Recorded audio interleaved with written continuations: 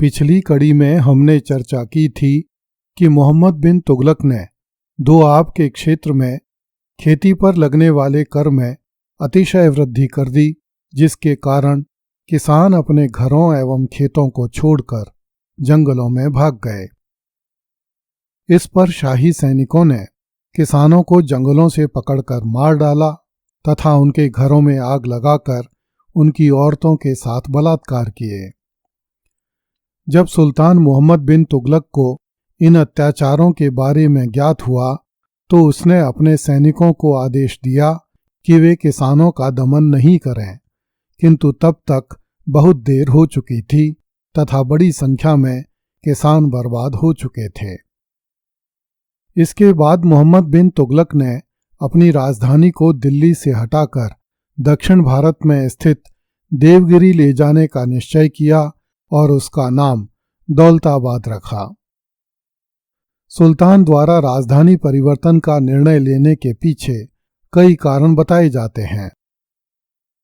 इस समय तक दिल्ली सल्तनत का इतना विस्तार हो चुका था कि पुरानी राजधानी दिल्ली मोहम्मद बिन तुगलक की सल्तनत के उत्तरी भाग में स्थित थी, जबकि नई राजधानी देवगिरी दिल्ली सल्तनत के केंद्र में स्थित थी, जहां से सल्तनत के विभिन्न भागों पर मजबूती से नियंत्रण रखा जा सकता था।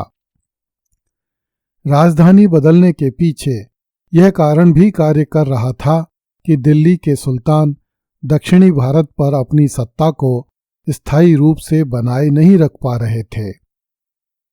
इसलिए मोहम्मद बिन तुगलक दक्षिण में अपनी राजधानी बनाकर वहां भी अपनी सत्ता को सुदृढ़ बना सकता था।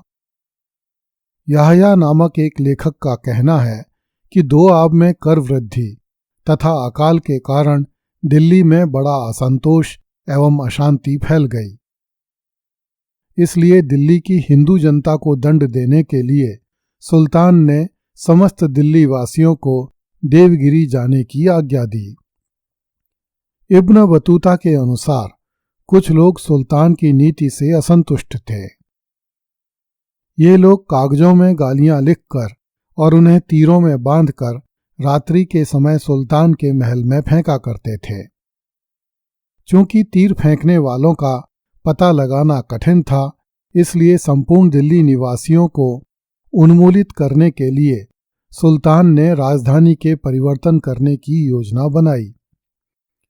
जियाउद्दीन बर्नी के अनुसार सुल्तान ने मध्यम श्रेणी तथा उच्च वर्ग के लोगों का विनाश करने के लिए राजधानी परिवर्तन की योजना तैयार की।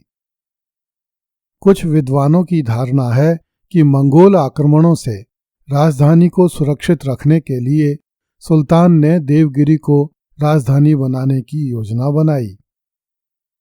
विभिन्न इतिहासकारों द्वारा बताए गए उपरोक्त कारणों में से यहिया, इब्न बतूता तथा बर्नी द्वारा बताए गए मत निराधार हैं। मंगोलों के आक्रमणों से राजधानी को सुरक्षित बनाने के लिए उसे दूर ले जाने का तर्क भी अमान्य है, क्योंकि राजधानी दिल्ली में रहते हुए ही अलाउद्दीन खिलजी तथा बलबन अपनी सीमा की सुरक्षा तथा समुचित व्यवस्था करने में सफल सिद्ध हुए थे। अतः निश्चित रूप से केवल इतना ही कहा जा सकता है कि शासन की सुविधा तथा दक्षिण भारत में अपनी सत्ता सुदृढ़ करने के लिए सुल्तान ने राजधानी परिवर्तन की योजना बनाई थी। इतिहासकारों का अनुमान है कि साम्राज्य की सुव्यवस्था के लिए सुल्तान ने 2 राजधानियां रखने का निश्चय किया। उत्तरी साम्राज्य की राजधानी दिल्ली और दक्षिण की देवगिरी होनी थी। देवगिरी के महत्व को बढ़ाने के लिए सुल्तान ने राज परिवार के सदस्यों, तुर्की अमीरों, विद्वानों, फकीरों एवं दरवेशों को वहां पर बसाने का निश्चय किया। इन लोगों के बसने पर ही देवगिरी मुस्लिम सभ्यता के प्रसार का केंद्र बन सकती थी। दक्षिण में मुस्लिम जनसंख्या के बढ़ जाने पर ही दक्षिण भारत पर पूर्ण सत्ता स्थापित रह सकती थी। अतः सुल्तान ने सबसे पहले अपनी माता मखदूम जहां को देवगिरी भेज दिया। उसके साथ दरबार के अमीरों, विद्वानों, घोड़ों, हाथियों, राजकीय भंडारों आदि को भी भेजा। इन लोगों की सुविधा के लिए सुल्तान ने अनेक प्रकार के प्रबंध किए। दिल्ली से दौलताबाद जाने वाली सड़क की मरम्मत करवाई और उसके किनारे आवश्यक वस्तुओं के विक्रय की व्यवस्था की गई। लोगों के लिए सवारियों का भी प्रबंध किया गया। यात्रियों को कई प्रकार की सुविधाएं शासन की ओर से दी गईं। दौलताबाद में भव्य भवनों का निर्माण करवाया गया और समस्त प्रकार की सुविधाओं को जुटाने का प्रयत्न किया गया।